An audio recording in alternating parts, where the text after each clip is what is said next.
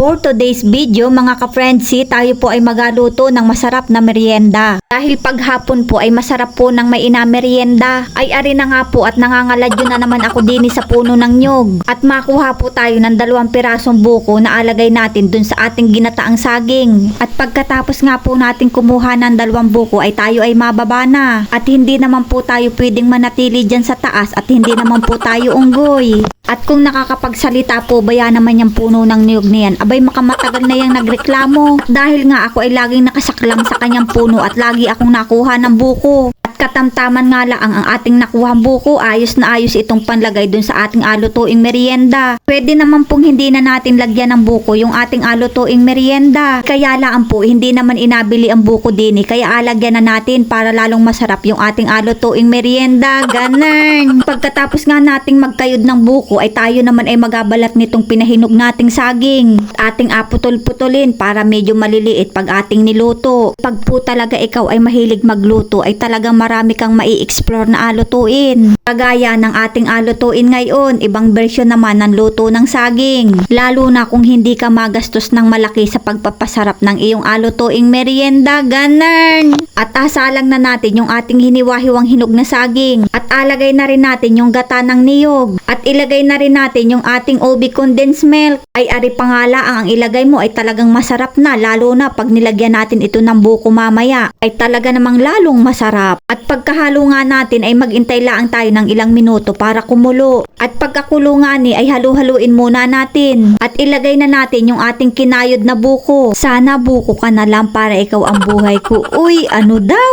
Nako, daming alam. At ilagay na rin natin yung ating sago. Kasarap naman talaga nitong niluto nating merienda at talaga namang busog na busog sa lahok. At halu-haluin lang natin hanggang sa lumapot siya. Kasarap naman po talagang magluto ng magluto, lalo na pag maraming alutuin. Lalo na po kung tayo ay magaluto ng hindi tipid sa sangkap, ay nako ay panalo. Pagkatapos nga ng ilang minuto ay ayan, lumapot na yung ating nilutong merienda. Kaya naman pwede na natin itong ahunin ng malantakan na. At ilagay na nga natin ito dito sa pinggan kung panahon pa ni kupong-kupong. O diba wala kayong pinggang ganyan sa bahay nyo? Kami lang ang meron yan dahil yan panahon pa ni kupong-kupong. Ay nako ay pagkasarap naman talaga na rin niluto nating meriendang ito at ako'y natatakam na. At ayan na nga, tikman na natin ang ating nilutong merienda. Ay nako ay pagkasarap nga ni. Ay talaga naman pong lasang-lasa yung ating nilagay na buko. Ay napakasarap naman po talaga nitong merienda sa hapon. At sakto lang din po ang kanyang tamis dahil nga hindi na po tayo naglagay ng asukal dyan. Dahil ayos na po yung tamis ng condensed milk. Dahil masarap nga ang ating pagkakaluto ay mauubos na naman natin ng 1 pinggang merienda. Ako ay wala na talagang bago. Mga ka-friendsi, pa-subscribe na lang po ng aking YouTube channel. Thank you for watching po and see you again guys!